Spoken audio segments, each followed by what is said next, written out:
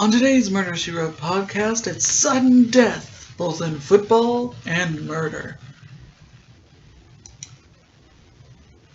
Hello guys, and welcome to the Murder, She Wrote podcast, where I watch every single episode of the hit 80s/90s show Murder, She Wrote, starring 3-time Academy Award nominee and 5-time Tony Award winner Miss Angela Lansbury. Today we're going to be talking about Season 1, Episode 16, Sudden Death. Air date, March 3rd, 1985. Just a reminder, I've arrived at this episode number because the pilot movie is just that, a pilot movie. On the Peacock app, NBC's free streaming app where you can watch Murder, She Wrote for free, lists it as episodes 1 and 2 of season 1. That is not true. It aired as a movie and is separate from the show. The first episode of season 1 was Deadly Lady. So you go from there and I arrive at this. This is episode 16 of season 1 and episode 17 of my podcast because I count me talking about the pilot movie as my first episode. Hopefully that does not confuse you. But when I get to season 2, there will be no more confusion, I promise. If you are new to the podcast, just a reminder that I tend to spoil the whole entire episode. There is not one aspect of it that I do not talk about. So if you have not seen this episode, I encourage you to get out your season 1 DVD, put disc 5 into your DVD player, and watch it before you listen to this episode. And if you're following along on Peacock, this would probably be listed as episode 17. So, now, spoiler alert throughout the rest of this video. If you have seen the episode, then sit back, relax, and let's see if we notice the same things. Before I get started, I just want to say thank you to all the people in my Facebook group, Jessica Fletcher, Murder, She Wrote, who has commented on the posts, and I want to thank everyone in All Things Murder, She Wrote, another Facebook group I'm a part of, who's also done wonderful comments, like Al Smith, who commented on Paint Me a Murder. He said that there was no need for me to apologize for mixing up the episode numbers. Everyone makes mistakes, and as long as I keep podcasting, people will love it anyway. So thank you, Al Smith. When I woke up to that comment this morning, it was wonderful to hear that. Thank you so much. Al also told me that in Murder to a Jazz Beat, that one of the jazz musicians was Aretha Franklin's first husband, which I did not know about that. All your comments mean a lot to me. You're telling me things I did not know. And a woman whose first name happens to be Jessica commented on yesterday's episode. She said, "Elsewhere on social media, I'm sorry to say there's a lot of trash talking of Jessica about how the cops should suspect her when death happens everywhere she goes, and worse than that. But while Jessica is only occasionally a suspect, it seems like Harry usually is if someone gets killed after he shows up." And that is true, and that's what I said. She then said, "I knew Angela Lansbury was Mrs. Potts, and I recognized the character's voice as her voice, but I did not realize from voices alone that Harry McGraw is also Le Maire, the Candlestick, from the original Beauty and the Beast 1991. He changed his voice quite a bit, and now I'm imagining Jessica laughing as Harry does a cheesy French accent. I do think that Lenny Briscoe and Harry have quite a bit in common." That was Jerry Orsbach's character on the original Law and Order that she's talking about. And I said, he was fantastic in the original animated Beauty and the Beast, one of my all-time favorite Disney movies, and yeah, I think Harry and Lenny do have a lot in common because they both were definitely from New York City. And Al Smith said he misses him. Joni Marie said, ooh, I love Harry McGraw. And Vicky said, I just listened to it. I enjoyed it. It's great. So thank you so much for your comments. It means the world to me that you all are enjoying what I'm doing. And that you're enjoying the podcast. And that I'm entertaining you during this crazy time that we are living in.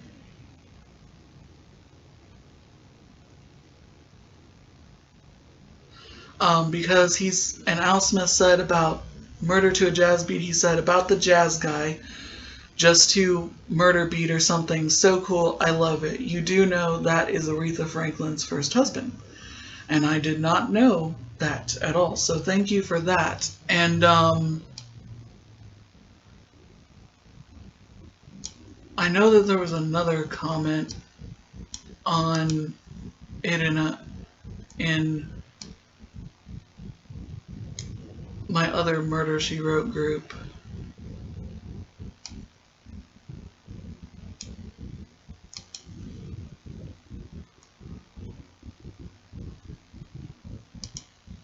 I'm trying to find that comment and then we'll get into the episode. I apologize.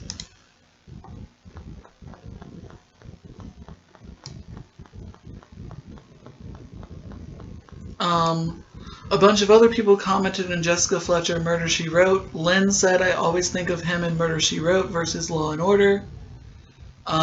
Tracy replied to her and said, yeah, and Baby's dad from Dirty Dancing. Yes, loved him in that movie.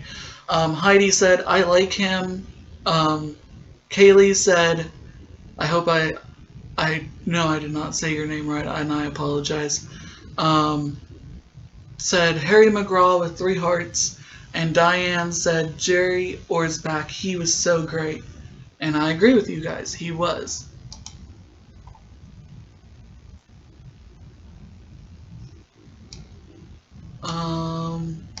Let's see, I'm trying to find that other one.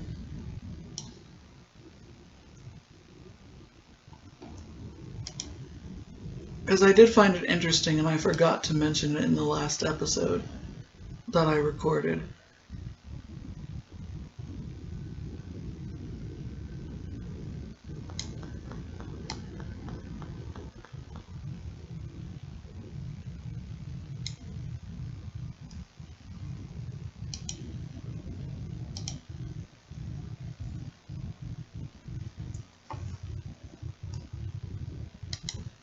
Alright.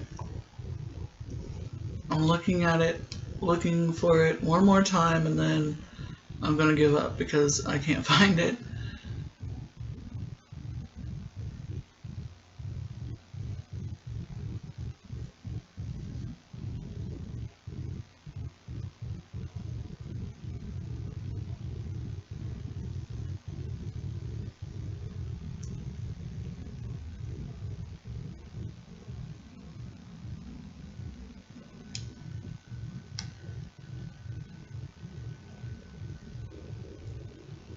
Yeah, I can't find it. I will definitely look, and also thank you to the 2 or 3 people that have subscribed to the channel. I'm glad that you enjoy what you're liking. Alright, one more thing before I dive into the episode. This episode features Bruce Jenner, and as we know, she is Caitlyn Jenner, and back then she was a man. And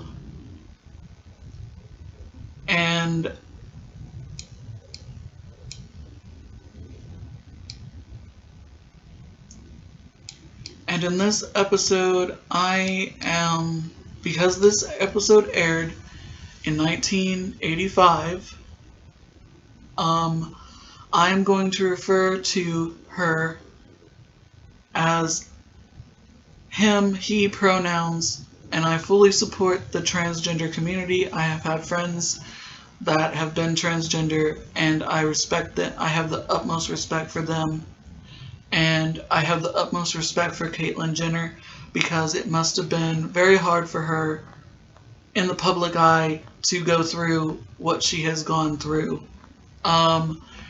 But because in this episode she is playing a male character, and at this time in her life she was a man, that's what I'm going to do. I hope I don't offend anyone. I'm going to try not to, because like I said, I have the utmost respect for the transgender community. So I hope that I don't offend anyone. I'm going to try not to.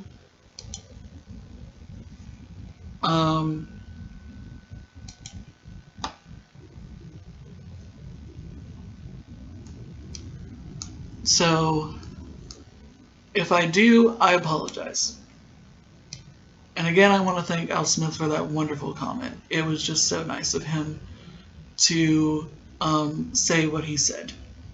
It really warmed my heart.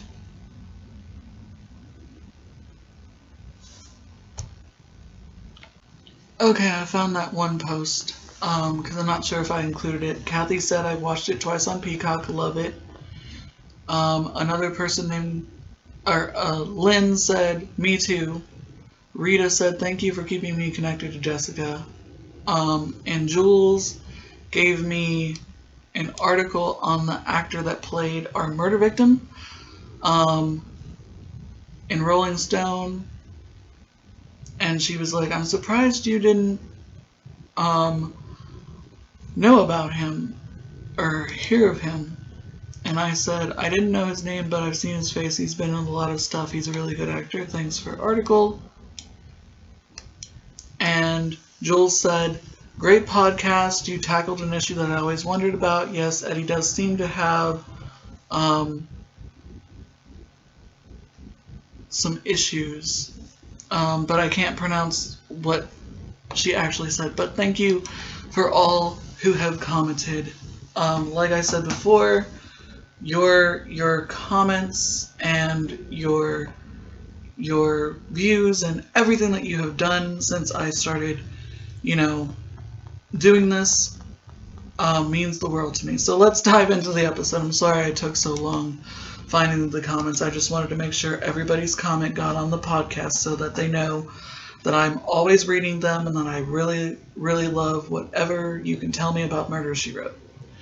And also, I hope it's okay that I said your names in the podcast, because I appreciate everything you said. Alright, so we start off this episode at a funeral home, Eternal Rest. Jessica's coming out of the funeral home. It is for her uncle Cyrus.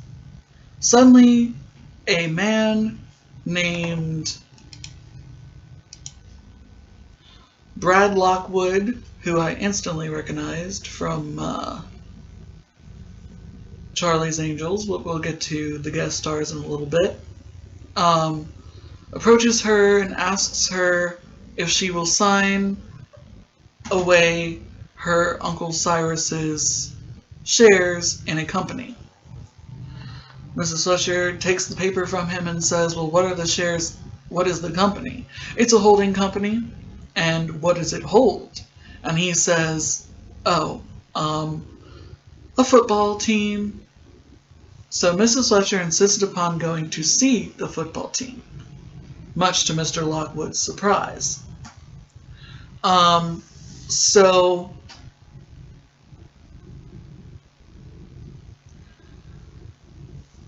she goes onto the football field and is almost mowed down by a giant football helmet. It's a car. And a little girl named Jill Farrell is driving, and she's deaf.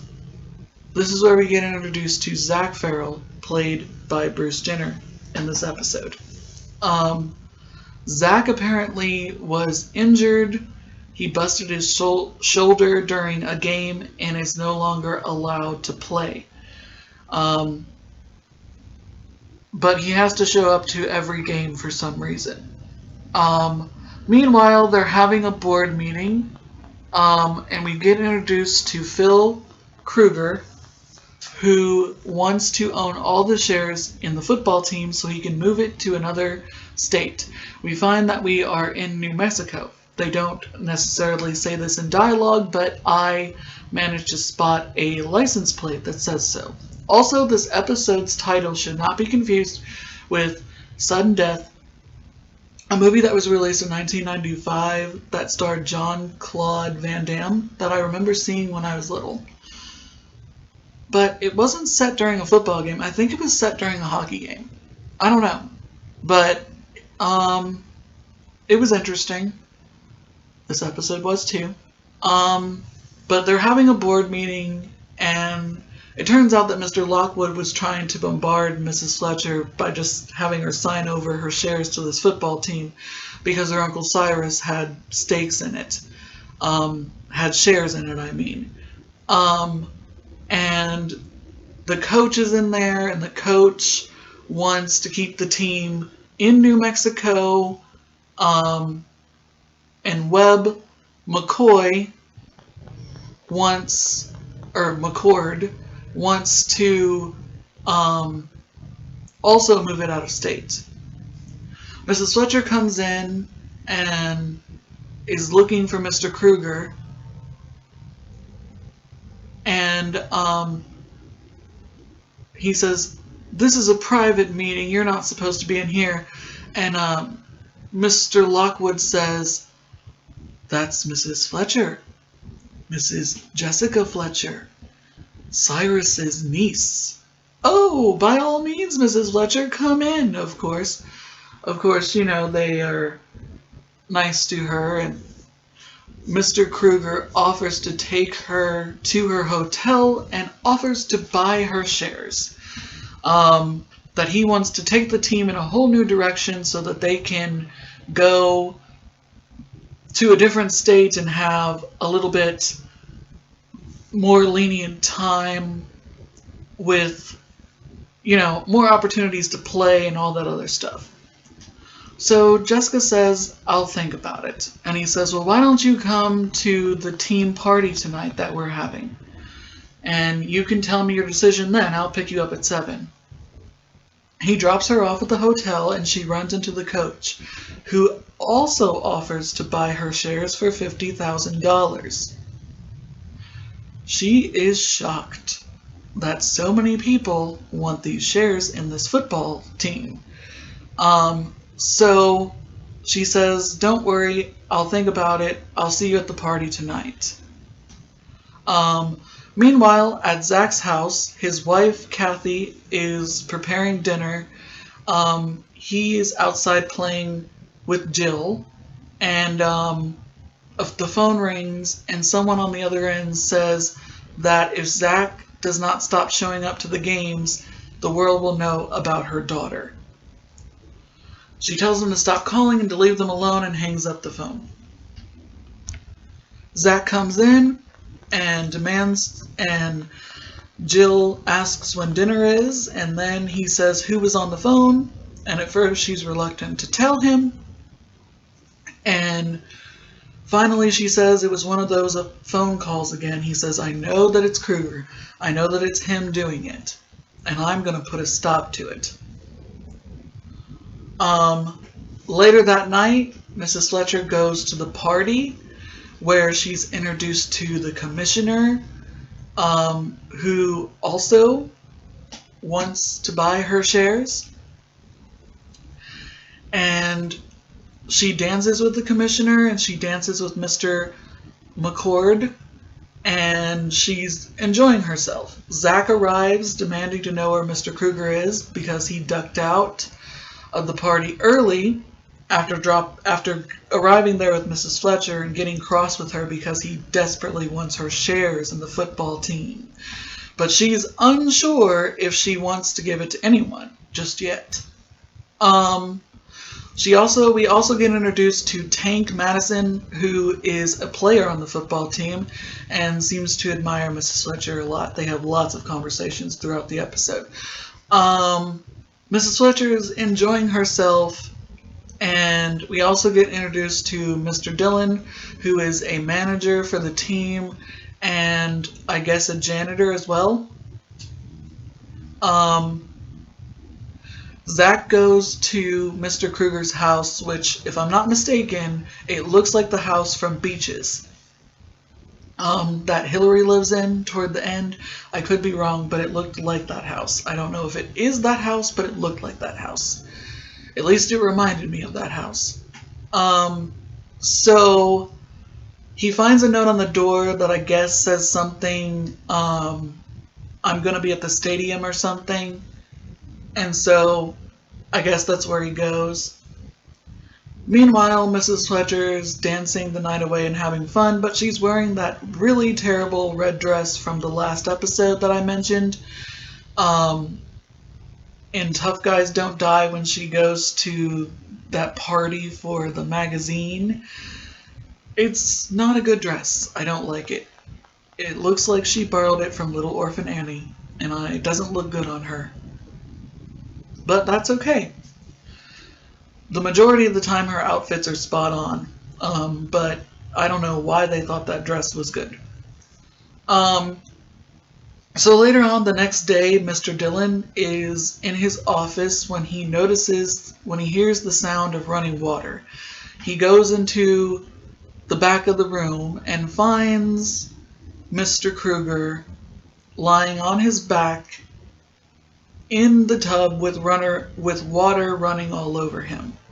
This must have been a very difficult scene for them to shoot, because he has to lay there and the water is like going in his ears and around his mouth, but not his eyes.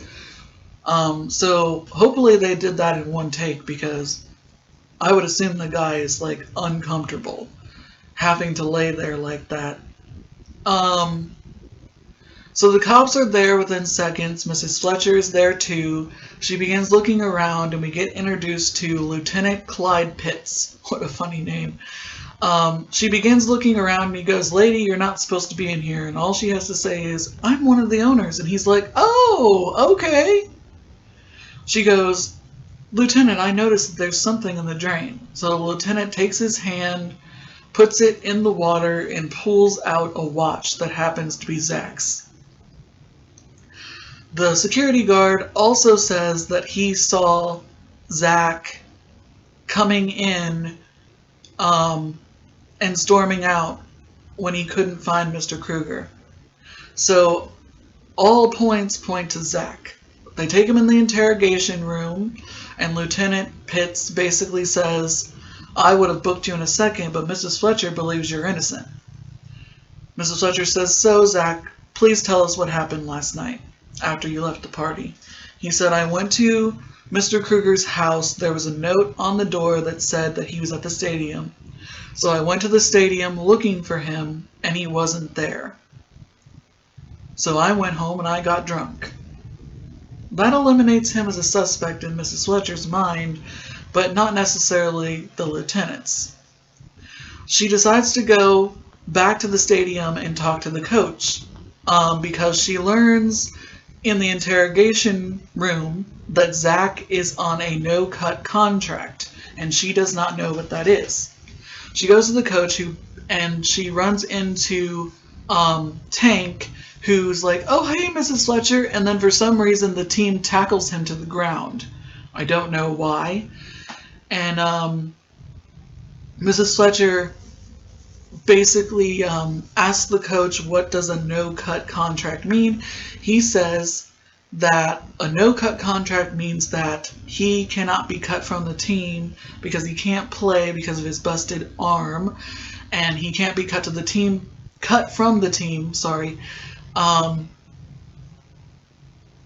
but he has to show up to every single game. I don't know if this is still a thing. I'm not really into sports, so this is like a foreign territory for me. So Mrs. Fletcher decides to go in the locker room and talk to Mr. Dillon, who this is why I thought he was a janitor, because he's putting towels on the benches in the locker room. I guess they're like towels to for the players to pick up when they go in the shower or come out of the shower or something. I don't know. But Mr. Dillon immediately says, Mrs. Fletcher, you can't be in here. And again, she says, oh, it's okay, Mr. Dillon. I'm one of the owners. Okay, suit yourself, he says. So they sit down and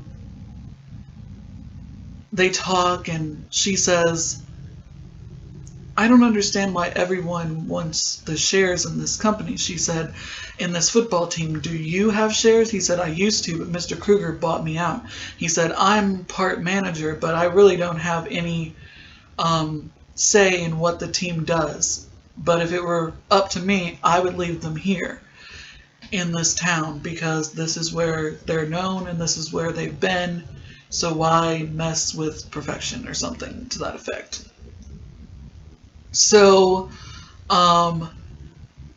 in the locker room, suddenly, like, the players are coming out of the shower, and Tank comes out and immediately, like, sees Mrs. Fletcher and is like, oh no, what are you doing in here? And hurries up and wraps a towel around him. Mrs. Fletcher's like, oh, Tank, I'm so happy that you're okay now. But why do you have a strange look on your face? Well, Mrs. Fletcher, I didn't expect you to be here now, at this moment. And in your visual aid is when she slowly begins to realize that, oh no, he's naked. She looks at her watch and she runs out and says, gee, would you look at the time? I need to go.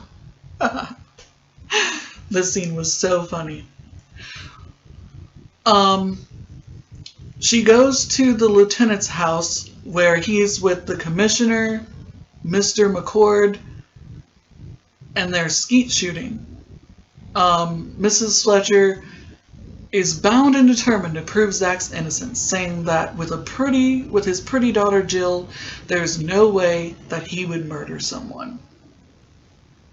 The commissioner says, how is she so sure? The only one that left the party early was Zach.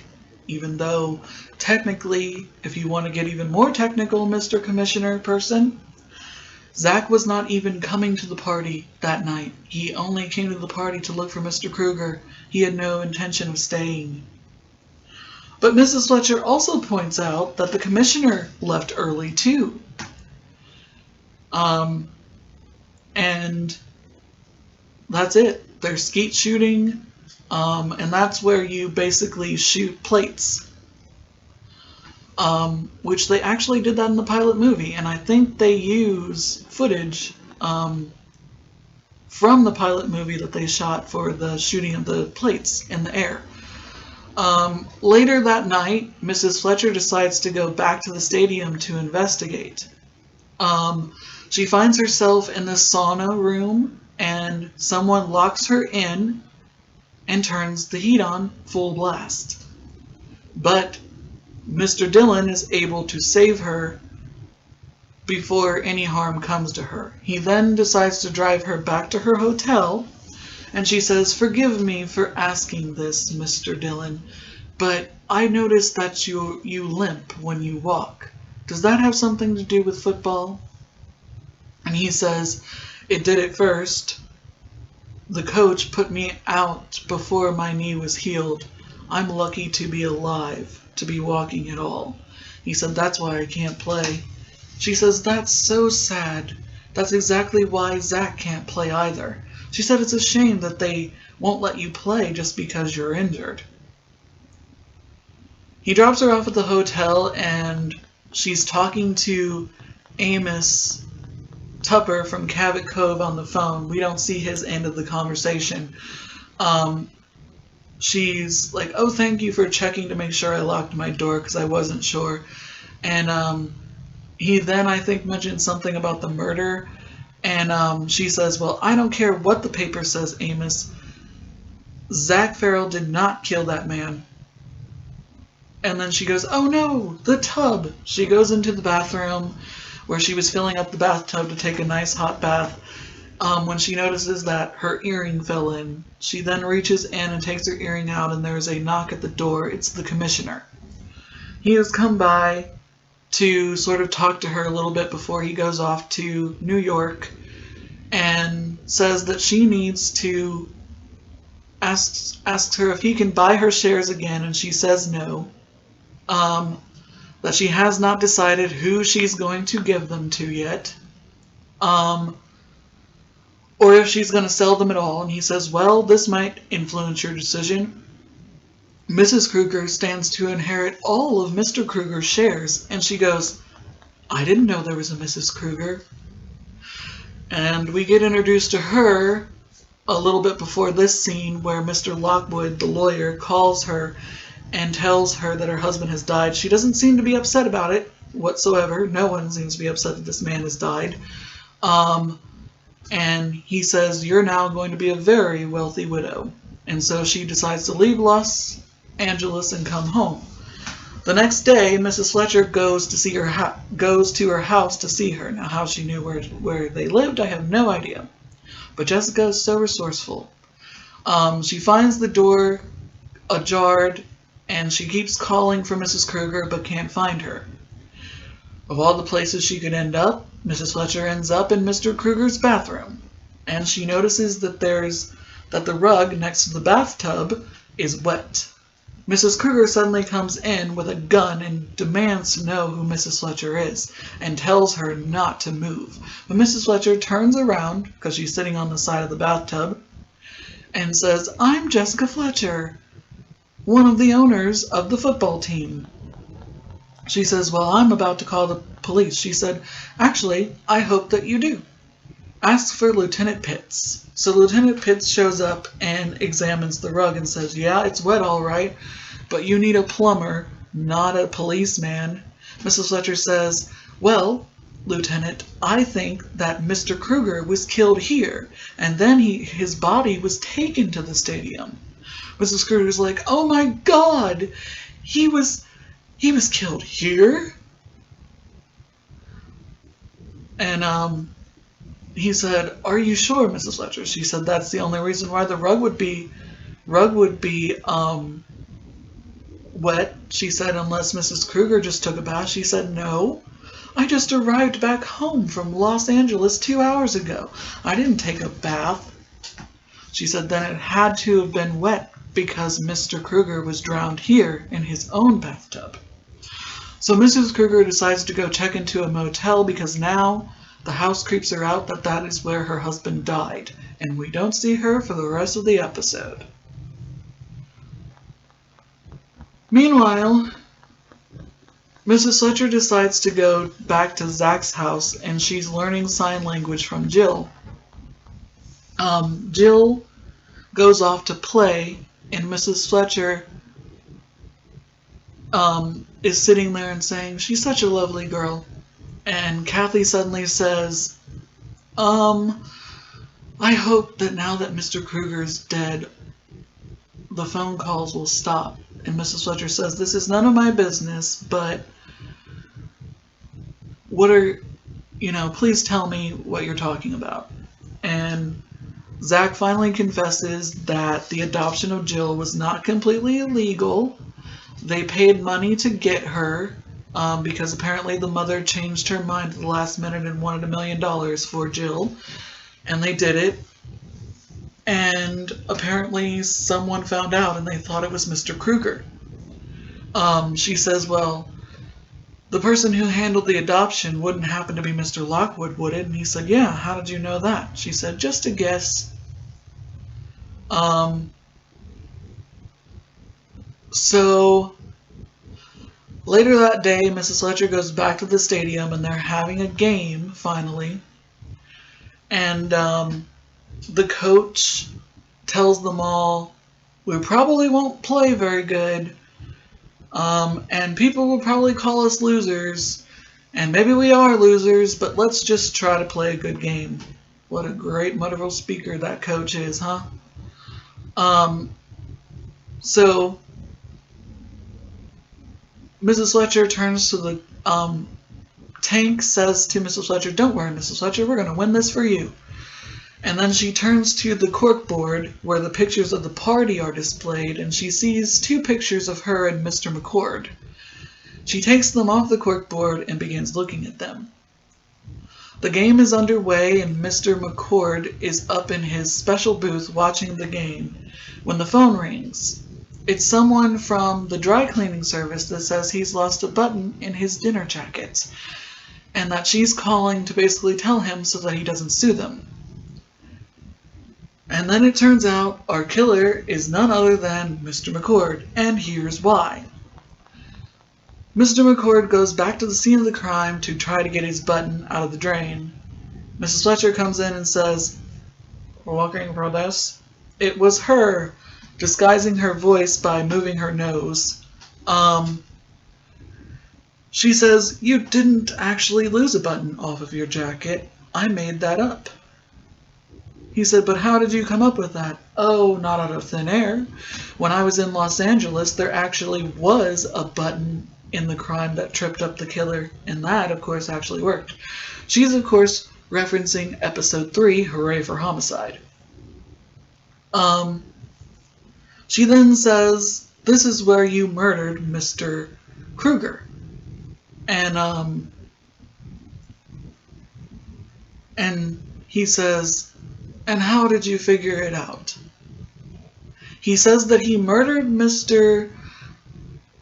Kruger because he has been buying up all the shares silently of the football team so that he can do what he wants to do with it. And Mr. Kruger refused to give him his shares, so I guess he thought murdering him would get him the shares. I don't know how, since his wife inherited the shares, and I don't think she's about to give them to him. Like I said, she doesn't appear in the episode other than when she's getting a massage and Mr. Lockwood calls her, and then when she comes back home and almost shoots Mrs. Fletcher. But I mean, that's about it. So I don't know how he was going to get the shares with Mr. Kruger dead. But anyway, Mrs. Fletcher basically says, he says to her, "I was going to kill him at the party, but when he left early, that put a hitch in my plans. I had already stolen the watch, and I had learned from Mr. Lockwood about the trouble with the adoption. I felt that Zach would be the perfect scapegoat. Everyone would believe that he murdered Mr. Kruger because of the secret he wished to keep. So he drowned him in his own house, then went back to the party, and then when the party was over, he took his body and put him in the stadium, leaving Zach's watch behind to make it seem as if Zach lost his watch when he was trying to drown Mr. Kruger in the pool there. So he says, "How did you figure out that I did it, Mrs. Fletcher?" And she says, "Oh, it's really quite simple. You can blame the cameraman that took our picture. Earlier in the evening, you were wearing a dark blue dinner jacket. Later in the evening, when you slipped out without any of us realizing, you came back wearing a black dinner jacket. And when I saw the pictures, I figured it out. You had to change jackets because the other one got wet." He says, "Wow, people really don't give you credit for the things that you notice, Miss Fletcher." She says, "So, are you going to drown me in the bathtub?" He says, "No. They're going to find your dead body in the ashes of this house." And it looks like he goes to strangle her when Lieutenant Pitts comes in and says, "Hold it right there, McCord." And another police officer comes in and arrests him, and he says, "Book him for murder 1. And then he goes, "Oh, Mrs. Fletcher, we almost missed the game. It's probably over by now." And he turns the TV on, and the football team has won. And the lieutenant seems not happy about this. Maybe he bet against them. I don't know. But it seems weird. The detective doesn't seem to be concerned whatsoever about the murder. He only seems to be concerned about football. Then the next day, Jessica is teaching Jill how to drive the giant football helmet car thing. And she then gets out of it and she says to Jill and Zach's wife, that she did not sell her shares for the football team. She put them in a trust for Jill and Zach. And Jill and Zach will now be partners and decide what happens to the football team. And Zach and his wife are overwhelmed by Mrs. Fletcher's generosity. And Jill hugs Mrs. Fletcher, thanking her. And that's the end of the episode. This episode was quite interesting. I never thought that Mrs. Fletcher would get involved in football, and it was a clever way to get her in the middle of things. And of course, I love that scene where Tank is naked and Mrs. Fletcher doesn't realize it and has that look that you see in your visual aid. I was laughing so hard at that part. This was a really good episode. There were some noticeable guest stars in it, but not quite a lot, so let's get through them. Our murderer was played by John Beck. John Beck is still alive. He is known for Sleeper, Rollerball, Black Day, Blue Night, and Magnum P.I. He's been in 111 different things. His last known credit is a short from 2009 called Me, or Mezza Me. He was on the soap opera Passions, the TV series The Invisible Man, Walker, Texas Ranger. He did some voiceover work for Spider-Man the Animated Series. He was in a Heart to Heart movie, Touched by an Angel, Madlock, Baywatch, the soap opera Santa Barbara, Diagnosis Murder. He'll appear in another episode of Murder, She Wrote. He was also in The Twilight Zone, Perry Mason, The Case of the Lady in the Lake, the original Hotel, the original Dallas, The Love Boat, Scarecrow and Mrs. King, Flamingo Road, How the West Was Won, Gunsmoke. So he had quite the career. He was really good in this episode as the murderer. The coach was played by Warren Barlinger. He died this year on December 2nd at the age of 83. I didn't know that. So sorry to hear that. He's known for The Cannibal Run, The Long Goodbye, Hero, and That Thing You Do. He was in 115 different credits. His last known credit is 2016 in, one of my favorite shows, Grace and Frankie, with Jane Fonda and Lily Tomlin. A hilarious show on Netflix. This will not be his only episode of Murder, She Wrote. He will appear in a couple other ones. He was in the television series Too Close for Comfort, Simon and Simon, Riptide, Cadney and Lacey, the original A-Team, Trapper John M.D., Herbie the Love Bug TV series, Laverne and Shirley, the original Dynasty, It's a Living, Happy Days, Alice, and Charlie's Angels. So, awesome career, sir. May you rest in peace.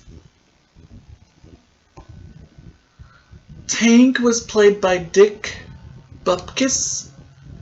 I hope I said that right. And I think he's more of an athlete, not an actor, but I could be wrong. No, he's an actor. He's known for Gremlins 2, The Last Boy Scout, Any Given Sunday, and the original MacGyver. He's been in 56 different things. His last known credit is Teddy Bear's Picnic. I don't know.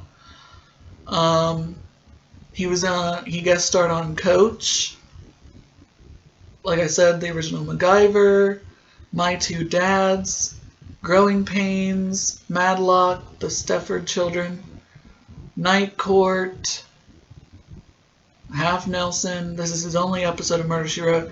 He was in The Love Boat, Simon and Simon, The Greatest American Hero, Magnum P.I., Fantasy Island, Wonder Woman, Taxi. So he's had quite the wonderful career, and he's still with us. So hopefully he'll continue. David Doyle played our lawyer, Mr. Brad Lockwood, and I recognized him right away as Bosley from Charlie's Angels. He died in 1997 at the age of 67. He's known for Capricorn 1, Charlie's Angels, like I said,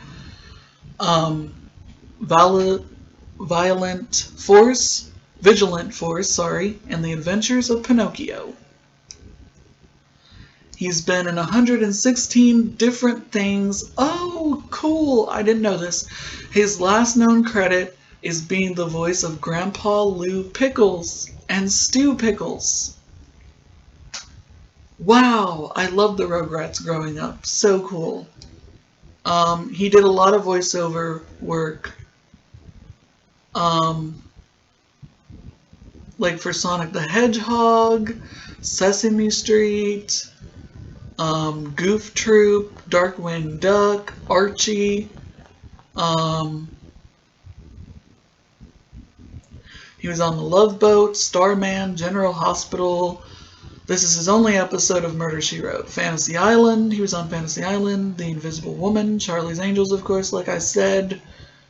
McCoy, Sanford and Son, Kojak, All in the Family. So he had quite the career. Yeah, he had one of those awesome cartoon voices, and I figured that he did do cartoons, but I had no idea that he voiced Grandpa Lou. I loved him. And let's see what other things Caitlyn Jenner was in. Because I don't think that she's been in anything. Oh! She's known for Can't Stop the Music, Jack and Jill, The Hangover Games, and The Fall Guy. Only has 19 credits to her name. This is her only episode of Murder, She Wrote. Guest starred on Silver Spoons, Chips, The Fall Guy, and her last known, apparently she's going to be in a TV series called Duke of the Valley, where she's going to be playing a character named Heather, and before that she guest starred as herself on Transparent. And like I said, I admire her journey and I respect all trans people.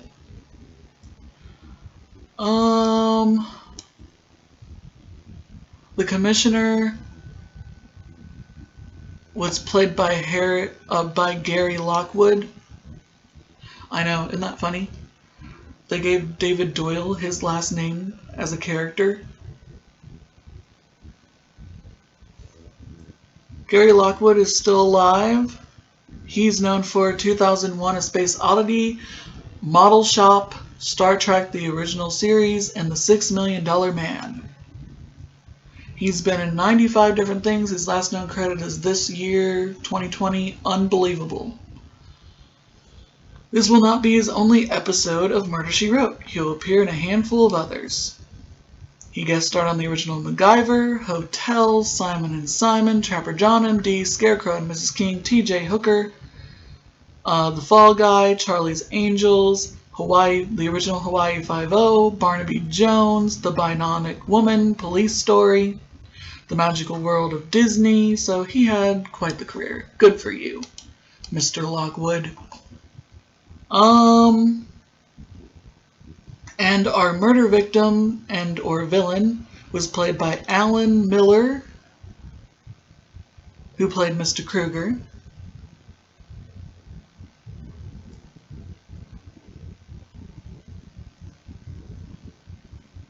Hold on just a second. Alright, he is still alive, and he is known for Star Trek 3, The Search for Spock, Brewster's Millions, Bad Words. He's been in 118 different things. His last known credit is 2017 Silicon Valley. He guest starred on ER, Mad Men, the original Law and Order, Ghost Whisperer, Law and Order Trial by Jury, Family Law, Judging Amy, Chicago Hope, NYPD Blue. This will not be his only episode of Murder, She Wrote. He'll appear in a handful of others. Diagnosis Murder, LA Law, Northern Exposure, the soap opera Santa Barbara, Who's the Boss, Madlock, 21 Jump Street, and General Hospital. He was on General Hospital. Scarecrow and Mrs. King. Boy, a lot of the guest stars have that in common. That was a good show. The original Dallas, Cadney and Lacey, Heart to Heart. He's had an awesome career. And hopefully he'll continue acting. And last but not least, Mr. Dillon was played by James McEachern. Yeah, that's how you say it, sorry. He is still alive, and he is known for 2010 from 1984, Play Misty for Me, Fuzz, and Sudden Impact. His last known credit is a video short called Old Glory. He's been in 119 different things. He was on the show First Monday, City of Angels, Madlock, Double Exposure, Diagnosis Murder. He was in a bunch of Perry Mason TV movies.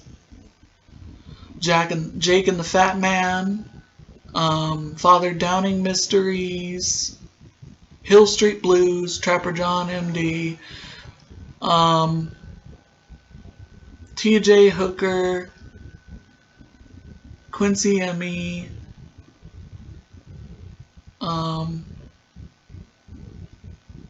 I think, yeah, this is his only episode of Murder, She Wrote.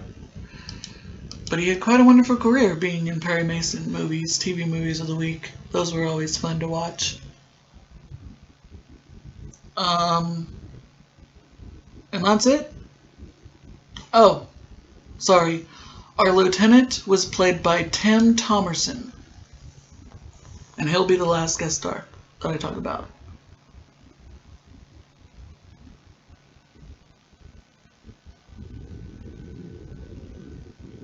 Once it loads, of course.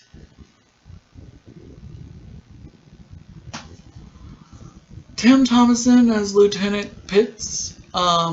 He's known for Near Dark, Air America, Tracers, and Tracers 2. He's still alive. He's been in 207 things. And he's still acting. Apparently he's going to be in something next year called The Butterfly Guard and Bristoled and Beautiful Evil.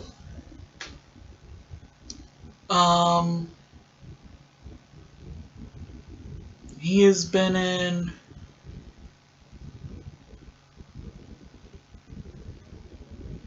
Days of Our Lives, The District. He did some voiceover work for the Angry Beavers, a very strange show from my childhood. He guest starred on Sliders, Ally McBeal, Lois and Clark, The New Adventures of Superman, Silk Stockings, Xenon, Warrior Princess, Pacific Blue, Walker, Texas Ranger. Apparently there was a bunch of Tracers movies. I've never heard of that. He guest starred on The Golden Girls as Stevie. He'll be in another episode of Murder, She Wrote. He guest starred on Major Dad and 21 Jump Street. So he has had quite the career. Good for you, Tim. Alright guys, that is the last guest star.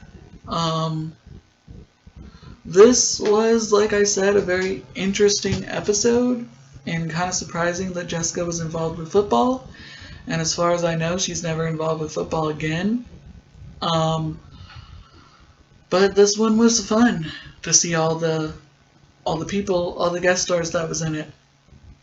And I'll see you in the next one, and happy crime solving. And thank you again for all your support and all your comments. They mean the world to me. Have a great night. Have a great day. Continue to be safe out there. Happy holidays and Merry Christmas.